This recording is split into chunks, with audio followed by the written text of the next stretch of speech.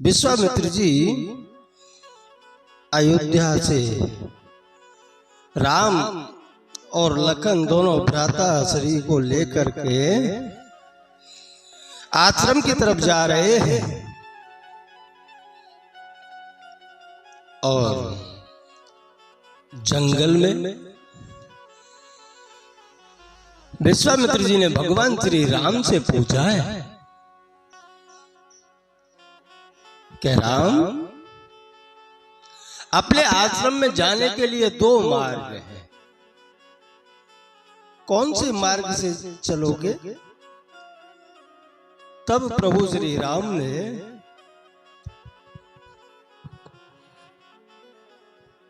विश्वामित्र जी से पूछा है कि गुरुवर, कौन कौन से दो मार्ग हैं?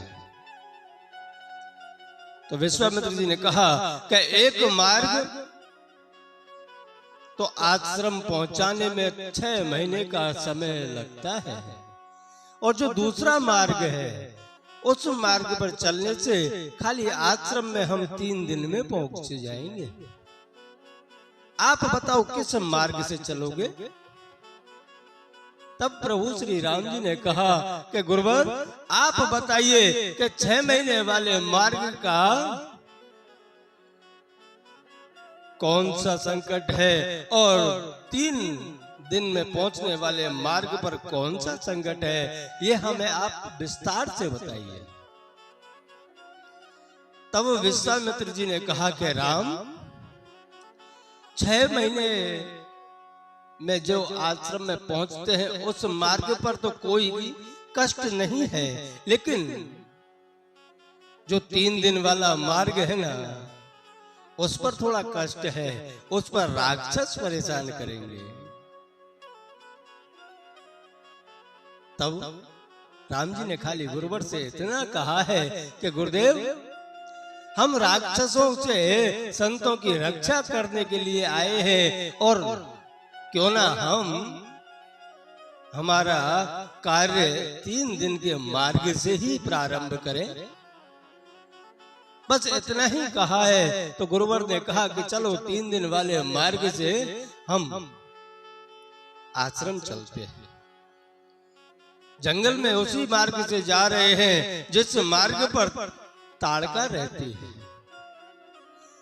चले जाते मुनि दीन दिखाई,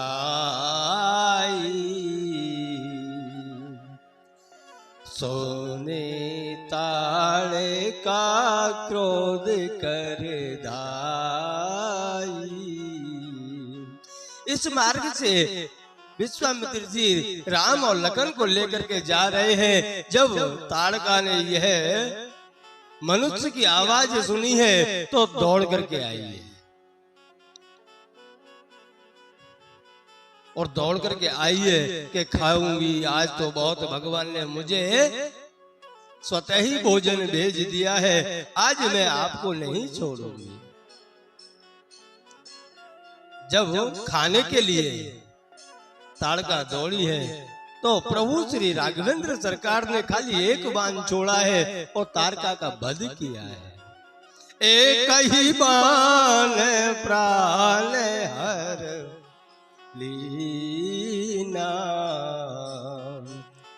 दीन जानते ही निज पद दीना। हाउ दीन, एक दुखी जान करके ताड़का को एक ही बाण में मार दिया है और उसको स्वयं का पद दिया है, स्वयं के चरणों में जगह दी है। अब यहाँ बहुत से तर्की लोग कहते हैं कि प्रभु श्री राघवेंद्र सरकार स्वयं मर्यादा पुरुषोत्तम राम है, फिर भी उन्होंने एक स्त्री के ऊपर हाथ क्यों उठाया, स्त्री का वध क्यों कहा?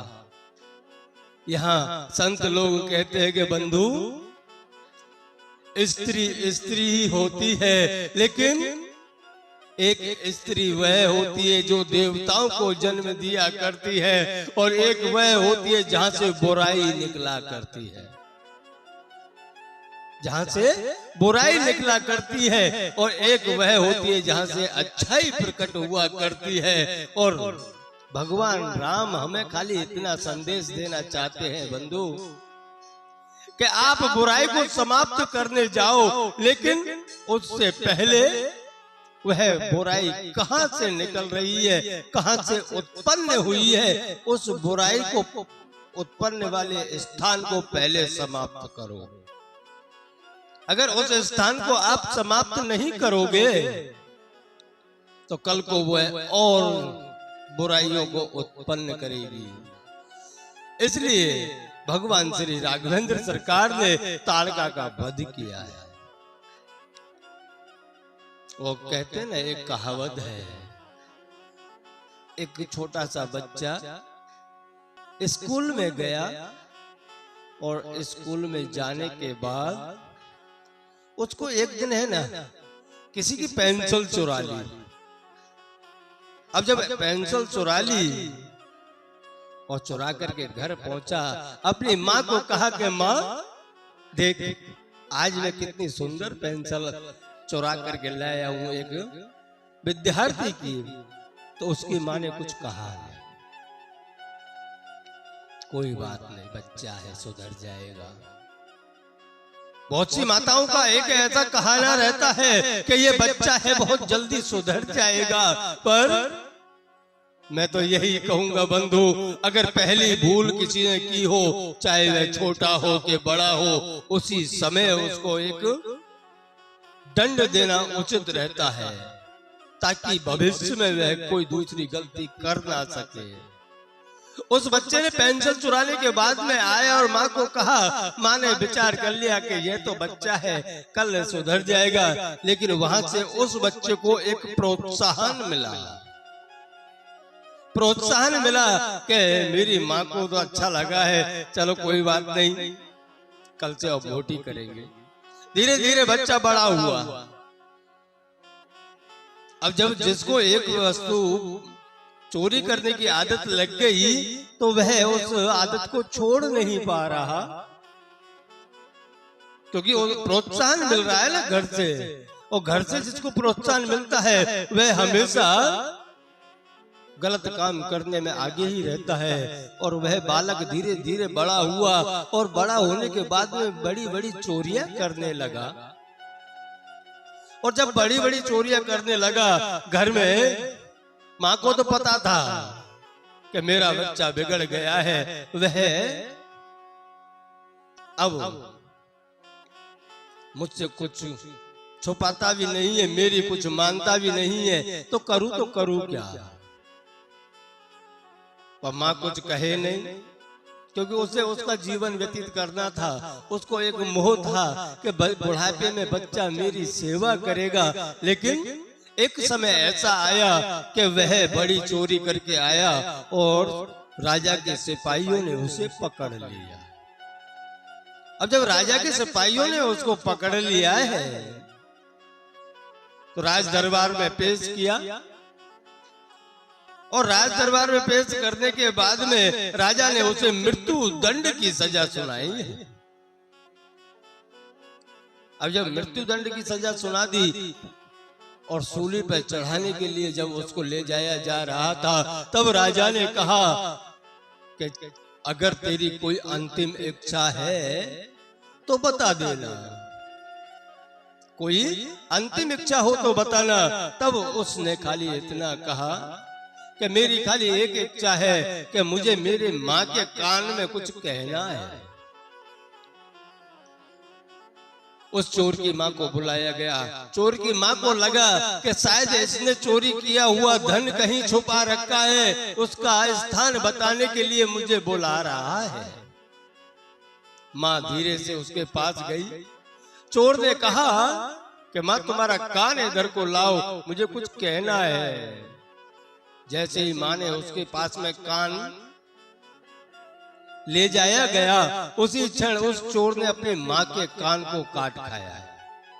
माँ के कान को काट लिया और काटने के बाद में जब वो चिल्ला रही थी तब उसने कहा कि मैंने कौन सी गलती की है जो तूने मेरा कान काटा है। तब उस चोर ने खाली इतना कहा है कि माँ, जिस दिन मैं स्कूल से पहली पेंसिल चुरा करके लाया था, उसी दिन अगर आपने मुझे रोक दिया होता तो आज मैं इतना बड़ा चोर नहीं बनता और मुझे सूली पर चढ़ाया नहीं जाता। अगर आपने उसी दिन मुझे रोका होता तो आज मेरी यह दशा ना होती। इसलिए कहते बंधु कि चोर को तो क्या मारना, पहले चोर की माँ को मारा जाए ताकि दूसरा कोई चोर जन्म ना ले पाए। इधर भगवान श्री राघवेंद्र सरकार ने हमें यही बताया है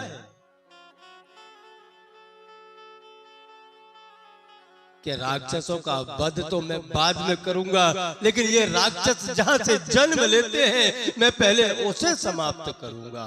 और ताड़का का वध किया है, और जब वध हो गया तो गुरुवर विश्वामित्र जी आनंदित हो गए और उन्हें विश्वास हो गया कि नहीं, पूर्ण ब्रह्म ने अवतार ले लिया है, अब हमें कोई तकलीफ नहीं है। इतना कह करके धीरे जाकर के आश्रम में पहुंच गए, और आश्रम में पहुंच करके विश्वामित्र जी निश्चिंत हो गए कि अब जोग जग की तप तपस्या क्या कर दी। जब स्वयं ब्रह्म परमात्मा हमें प्राप्त हो चुके हैं तो अब हम हवन करके क्या करेंगे, यज्ञ करके क्या करेंगे।